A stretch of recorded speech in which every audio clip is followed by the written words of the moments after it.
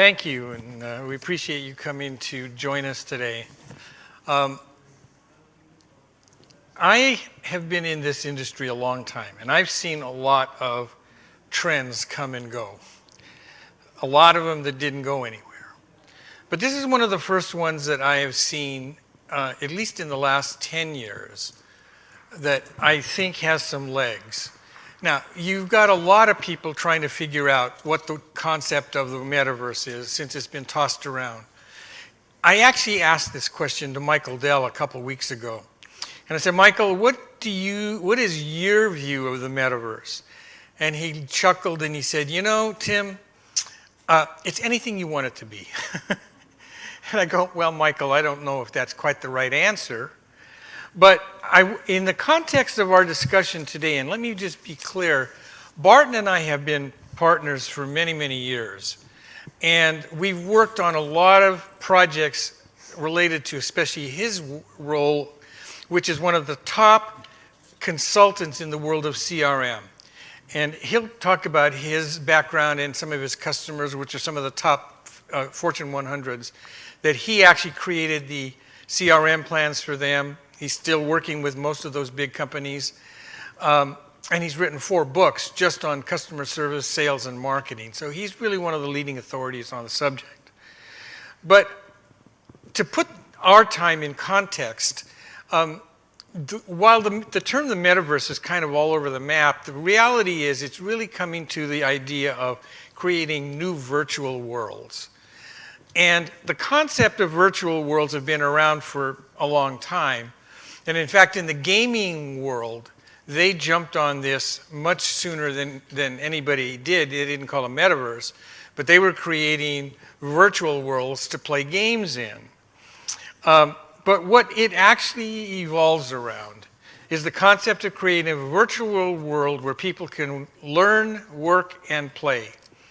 It will include both the physical and the digital worlds. And it is becoming, and it will become, a platform where virtual world and the physical world are integrated. And you need to keep that in mind. The concept of the Metaverse, no matter what you think about, is distilled down into that basic idea. It's a platform where virtual world and the physical world become integrated in one form or another. The Metaverse, I consider now as the third element of the digital transformation. If you've been around the enterprise for any time in the last couple of years, you know that they are talking about digital twins, right?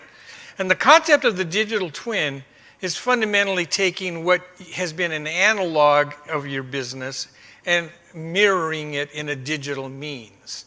And that would be in how you sell, how you learn, how you train, etc. And I point that out here in the context that we're really in this transition from analog to digital, and I call it the next transition virtual. And instead of the digital twin, I'm calling it the digital trio, because we're on that path. The concept of how we do business in the future is going to go well beyond our 2D world today that is shifted into this digital manner and moving to this digital trio. Business and enterprise need to plan today for future business in the virtual world. This particular slide is really quite important and it was worth taking note. What we're seeing right now is the major elements are falling into place, making it possible for business and enterprise to start investigating, planning, and piloting how they will meet the needs of their customers in the virtual future. And these elements include standardization, user interfaces, hardware to view and interact in virtual business worlds, software tools for building 3D immersive environments, and a financial infrastructure to enable digital and e-commerce virtual transactions. And again, those are very important components that are now being fleshed out. And if you go to the various sessions here at AWE this week, You're seeing elements of that. You're hearing about standardization, cross-platform, interoperability in the quote-unquote metaverse. We're talking about brand new interfaces. The interfaces that we have today are graphical interfaces, ones that we've already known and been using for the last 20 years. We're about to shift into an area where we're going to be using voice, we're going to be using motion, we're going to be using hand movements, etc. And those types of standard interfaces or user interfaces are going to have to be very important. We're going to have to learn how to and create hardware to work and interact in virtual business worlds. And here you're seeing a lot of new software tools. The developer track is giving you a lot of new tools to make that happen. And I have not seen a lot here yet about the financial infrastructures, but that is being put into place. And you're going to see a lot of major banks shifting over to digital currencies to be able to meet those needs in the future. We have a site, and I'd like you to take a picture of that, and I think it's actually on the sheet you have. But Barton and I have created a site called the Metaverse Resource Center. And one thing that is really important for you to think about is when I talk about, and we talk about, the world of enterprise, bringing the digital world or the digital trio and especially virtual worlds to business, I'm not talking about something that's way in the future. On that site, we have over 120 real case studies of how it's being used already today, how people are using it for field service, sales, marketing, and these are some of the things that Barton is going to go through as he comes up and starts to share his perspective.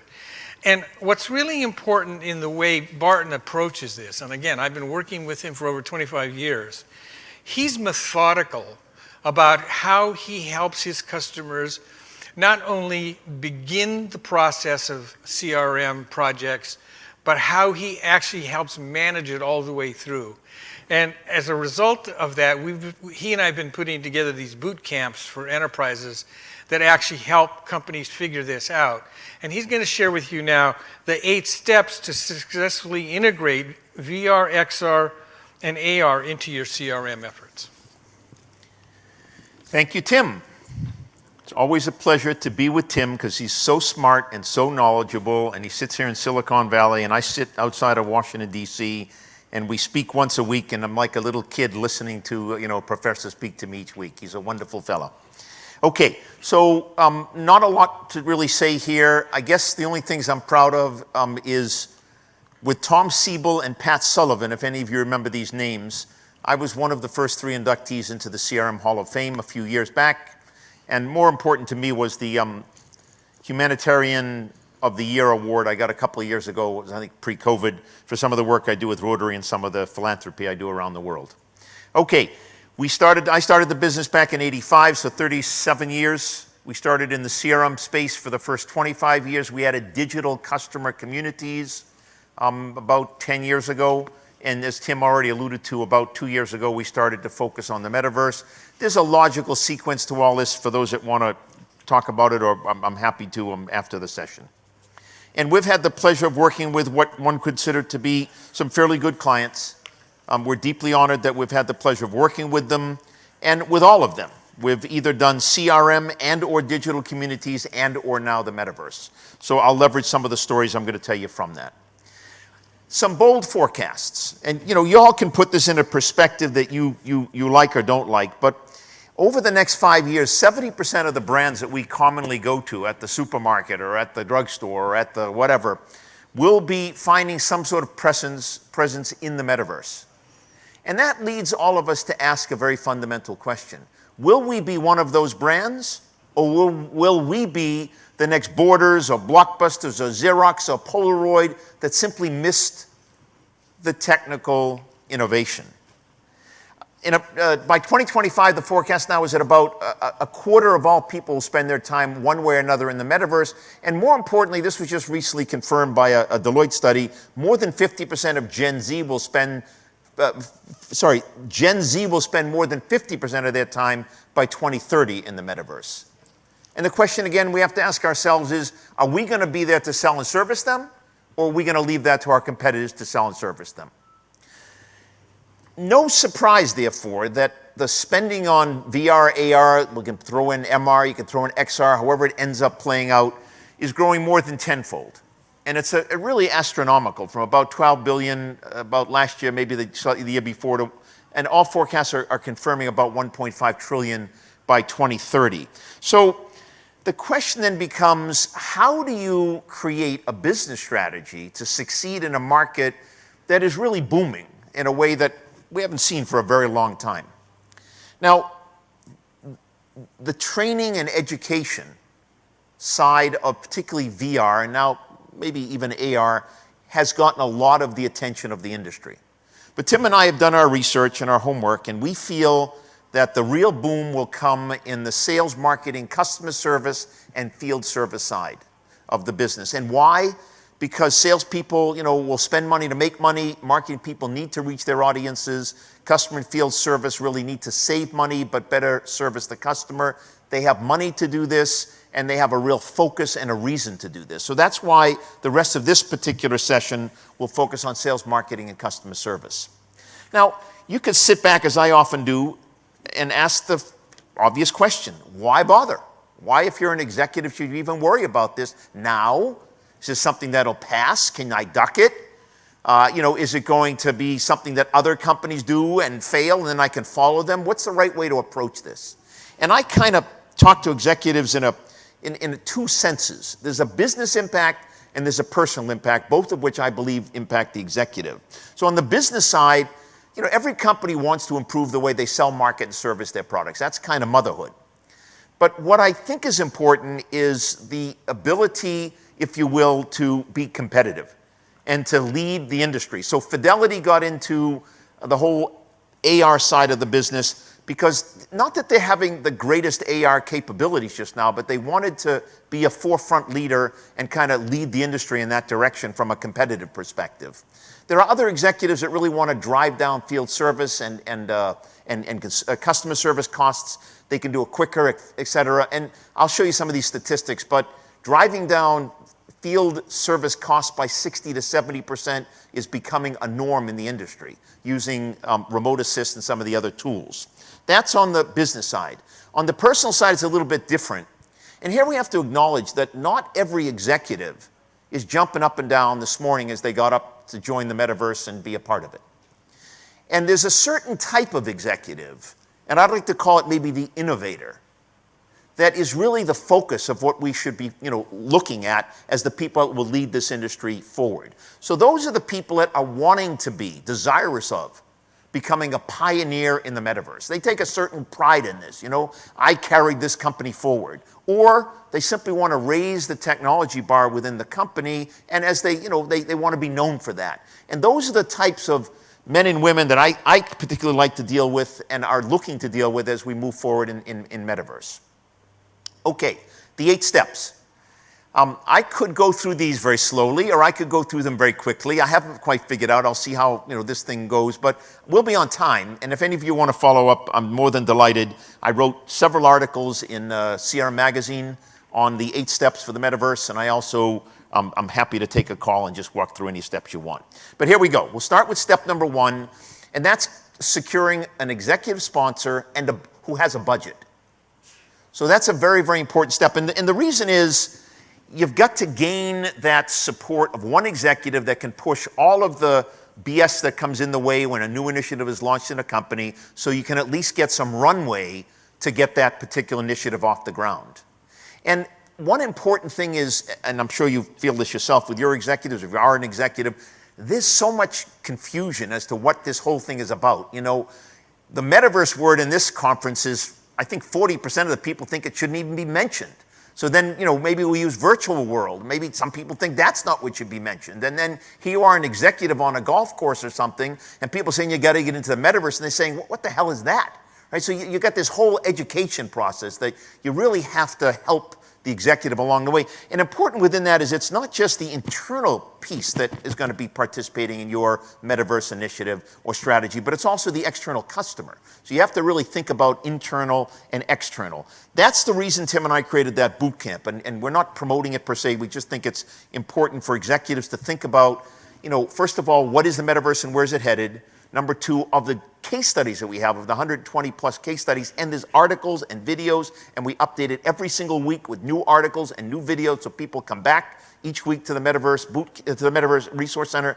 But within that, we take some case studies that are relevant to that industry, and that's what we present to the executive. So now it's not some theoretical thing. It's not in 10 years. It's right now. This is this company X, Y, and Z in your industry doing that business. So we think that's important. And we close it with what might be considered like a roadmap or a vision as to where they might be headed. So that's the first step. Get the executive and make sure they got a budget. That's very important. Second step, I believe the right way to do customer strategy is to look at what I call burning business issues that are relevant to the company. So I'll give you some examples. And I define it. Burning business issues, those that impact the ability to sell, market, or service your customers. And all executives know this very well. They go home at night. That's the thing that keeps them up.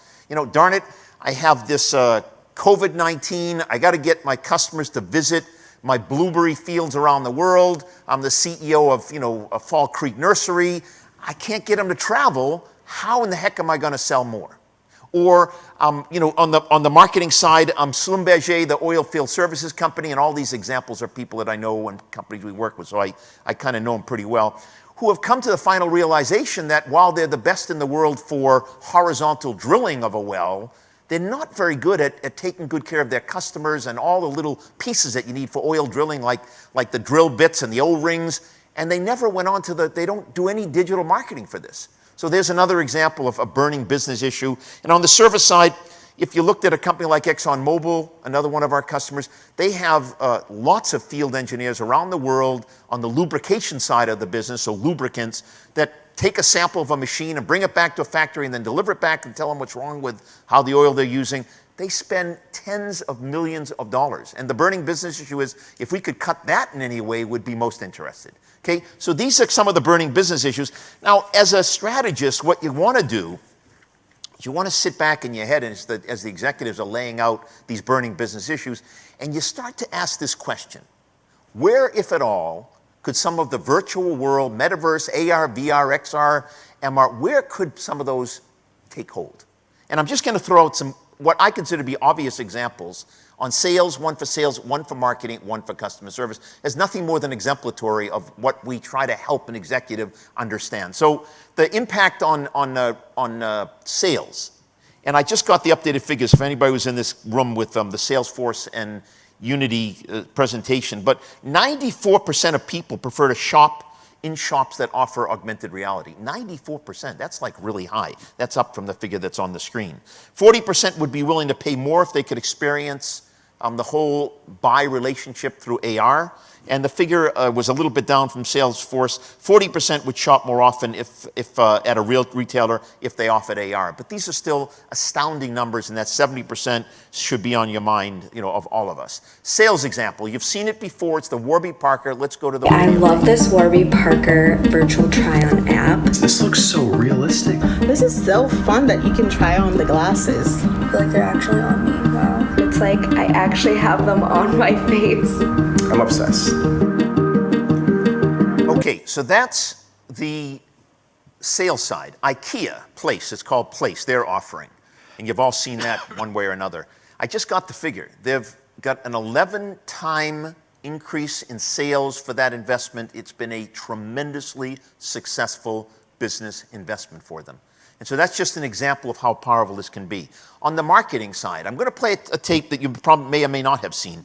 This is Lockheed Martin. This is Shelley Peterson, who's the chief principal investigator, think of that for a title, for mixed reality inside Lockheed.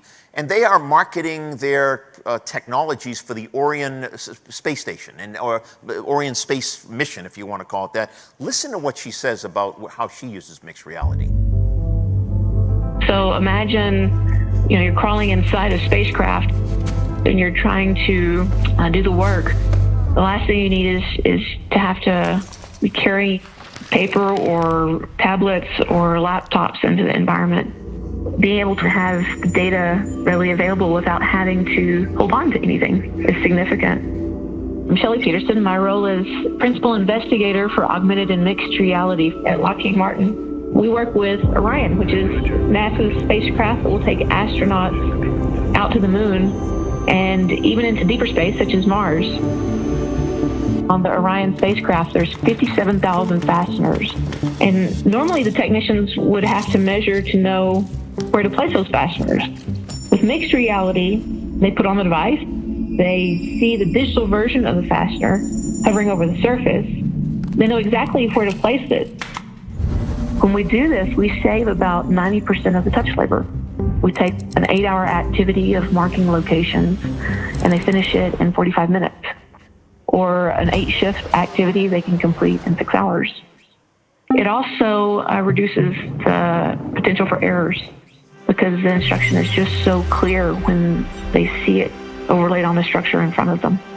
Over the last 2+ years that we've used the HoloLens on the shop floor, we haven't had one error, and that's significant. It's just pretty powerful. It takes what we think of as a laptop or computing to the next level. Feels like magic. So just imagine them presenting to NASA and other such places, and the ability to use these technologies as a part of how they build and do their business. On the customer service side, these figures are even a bit low now, but they're close enough. The bottom line is the decrease in using some of the remote assist and other technologies to drive down technician dispatch, or the amount of time a technician has to go out or how often they have to go out, or the 20% increase in first call resolution in a contact center. These are very meaningful statistics to anybody that works in either of those fields. And to kind of reinforce that, I've got the Microsoft example of how they're using augmented reality in their field service efforts. This is a new vision for work. Now employees can work smarter and bring in the people they need with just a tap. They can troubleshoot, repair, and perform with confidence and speed. They can move freely, pull critical information into view, and stay focused on the task. Their hands free to do the work. This is collaborative problem solving at full speed. Your people, united across time and distance, more connected, more informed, and more efficient. Now employees can work together from anywhere. They can go there without being there. This isn't the future. This is here and now. Okay, so that's step one, remember, was to get the executive sponsor with a budget. Step two is identify burning business issues, and as a strategist behind the scenes, you're starting to think, how might we be able to apply some of the metaverse technologies to sales or marketing or customer service? In step three, we then begin to lock it down. So now we're saying, to an executive, let's just say it's the senior vice president of sales, they really say, I'd like to be first out of the gates. I'm the pioneer. I'm the one that wants to raise the bar. So now we got to dig just one layer lower and say, okay, let's look at the sales process. Let's look at how you do your business, and let's look at where we can drive efficiency using the technology within the process. And I give it, a couple of examples on the screen, but that's the key thing. In step three, we're locking down which processes, whether it's sales or marketing or customer or field service, we're going to work with, and then really begin to take it down one layer and look at what technologies are available to make that happen. In step number 4, we're now beginning to really get into the technology piece, because as I think you all are very comfortable and I hope you buy into, In any successful technology implementation, it starts with process and understanding of process. That's about 30% of the success of the implementation. 50% is the people side, and if you add 50 and 30, 80% has to deal with people and process. And if you don't get that right, it doesn't make a darn bit of difference how good the technology is. You won't get the initiative successfully implemented. But that remaining 20% of technology is critical. And my, oh my, I'm not at the technologies that Tim is, but my, oh my, the speed at which the technology is shifting in this industry, literally every 6 months or every 3 months, it's simply astounding. So there's lots of really important vendors. I went to the campfire room upstairs where they're doing holograms. You know, in my mind, I'm starting to ask, well, maybe should we do avatars? Is it holograms? How do you define all this? And it's all about use cases. But put that aside. You also have to really consider both today's vendors, but also emerging vendors. There's so many of them, and they're so very good at many of them. And who's going to get the VC backed, and who's going to break through, et cetera. And then I'm a great believer, I have been for many years, of shootouts. There's no such thing as the right technology vendor. You bring a couple in and really let them show you why they can fulfill your needs. But more importantly, you call Tim Bajarin right over here. He does this for a living. If you haven't read his columns in Forbes.com and all his radio and TV and all that stuff, he's the man that knows all these technologies, and I really strongly recommend you go to an expert like Tim. Okay, step 5. We now are ready to move into the people component because we've got our executive sponsor on board with a budget. We've thought through the key burning issues. We've locked in on the processes. We've understood, the importance of technology. Now we're ready to talk about the people issues. And here that's that 50%, and I can't overemphasize how important it is to have 3 components of an effective change management program. And again, because it involves both internal and external, you have to think about both sides of the fence, if you will. One is this effective training. So process and technology training. What may be intuitive to you and me may not be intuitive to others. You have to have very clear internal and external communication. What are we doing? Why are we doing it? When are we doing it? And so forth, so that everybody's clear, and you can repeat it 10 times, and as you get quick wins, you promote the quick wins in your communication. And lastly, you have to have some sort of a robust rewards or incentive program that allows people to be willing to step out of their comfort zone and try to make that happen. Okay, those are the components, the people, process, technology, burning business issues, executive sponsor, that come down to step number 6. And that's when you're going to now begin to create your Metaverse strategy. I remind you a couple of things. One, it's going to leverage all of the above steps. So I don't believe you can just create the strategy. You've got to have the input, the data, to make it happen. 2, when you talk about strategy for customers, it's really 3 buckets that we typically look at. One is, are we trying to acquire customers? Secondly, are we trying to grow to retain customers? And thirdly, are we trying to grow customers? And there's some different tools and different approaches we use depending upon what you're trying to do. Put that as just a bookmark as to how the right way to bring about customer strategy. But here's what I think that we really want to do inside the strategy. There's 3 components. How will you integrate this technology, the metaverse or virtual world technology, into your products and services? That should be stated as clearly as possible in the metaverse strategy, and it comes right out of the steps that I talked about earlier. Very, very important. Which customer segments are you going after? There was a couple of presentations I attended where I thought people were very good and said, you really have to put yourself in the shoes of the buyer that's going to use the metaverse technology and really understand their psyche and what turns them on and what turns them off. And you really have to begin to understand that segment. It's not something that will automatically happen. So that's another critical component I'd like to see in a strategy, which segments over which time frame with which technology going after which process. And then lastly, it should contain some sort of a timeline. We're going to do this in this period of time. This happened yesterday, fellas. But that's okay. I'll continue without it. You can work on that. I'll continue with that. So that's the strategy we're going to look at, as I said, how you'll integrate the technology into products and services. Oh, thank you. That's very good. I think we're on step number 6. There we go. Which customer segments you're going to target, very important, and then the timeline. The one thing I did say on the bottom in red is, going back to what I talked about, you're looking at matching technology to a segment that will allow you to really either achieve that acquisition, growth, or retention or growth. And I think that's what I'm looking for in a good strategy, and that's what we try to do. Okay, step 7, you're kind of on the home stretch. In step 7, you're now going to put together your roadmap. And I like to see, I put a 3-year roadmap. I like to see a 3-year roadmap.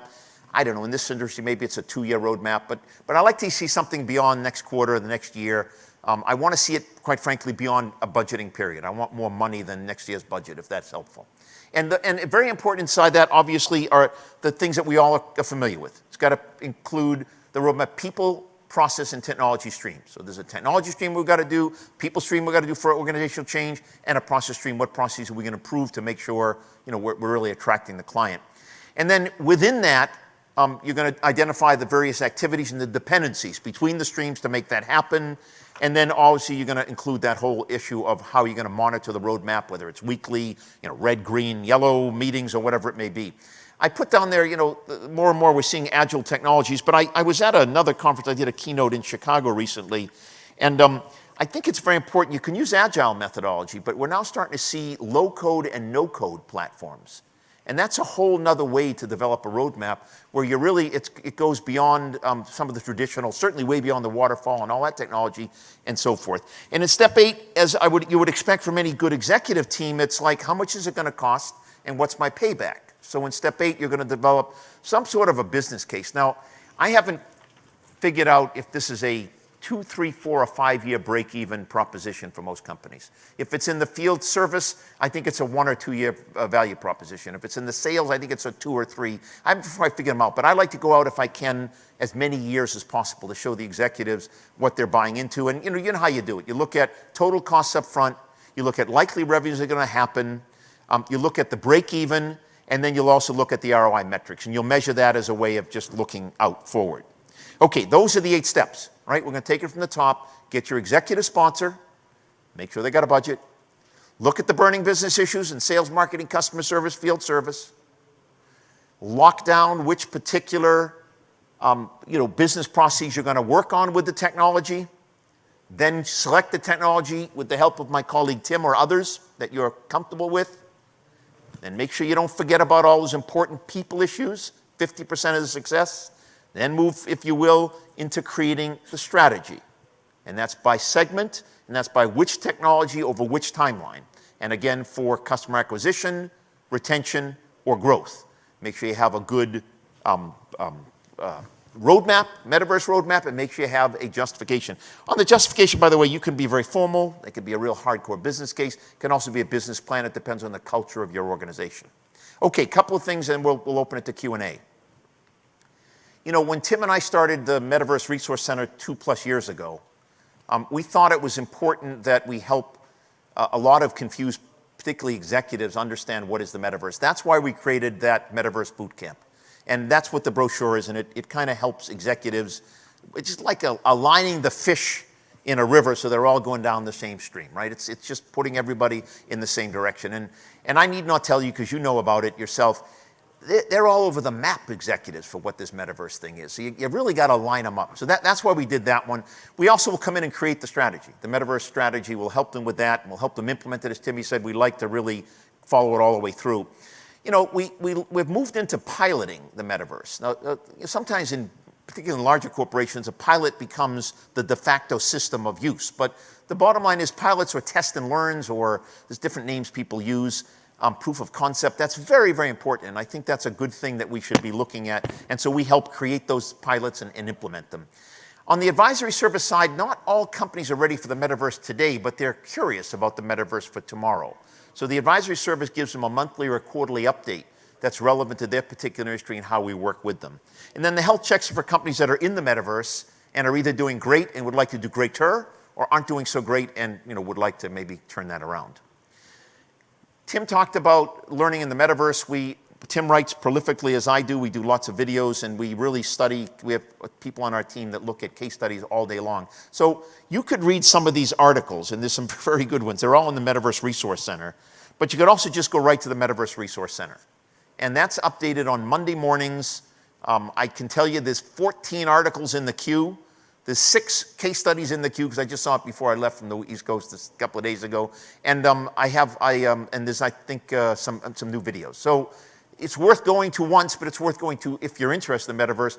Tim and I have committed to keeping that up to date. Okay, I want to close with that. We can open it up to Q&A. And Tim, I got 4 minutes, so I think we did it okay. Anything you would like to ask on Metaverse strategy, getting that business strategy right for successful implementation in the Metaverse? Yes?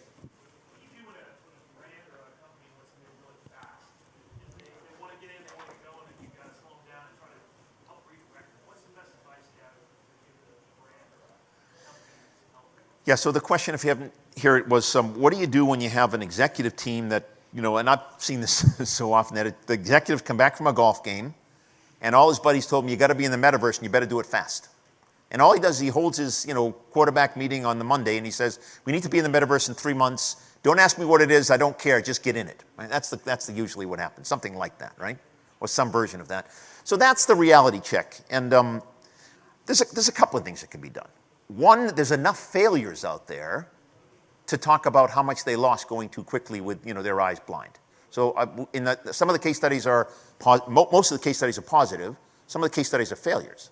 So I don't mind at all sitting in front of an executive and say, listen, we can put pedal to the metal and we can do our best, but I want to just tell you about these 3 cases that went too fast and what the implication was, right? That's the first thing. Second thing is you shouldn't be talking to an executive. You should be talking to an executive team. So you have a check and balance where the executive's saying run like hell and the other one's saying, you remember the last run like hell we did, Jack, in the ERP or CRM or this or that? You remember what it cost us, right? You remember the time delay, you remember and by the way, a failure is not just a failure of the technology. What you've done is you've turned off people in the organization to adopt it quickly, shortly thereafter. And any executive understands that. So what you're trying to do is to, on the one hand, let the executive team talk to each other and facilitate it, but there's nothing wrong with a little fear of going too fast.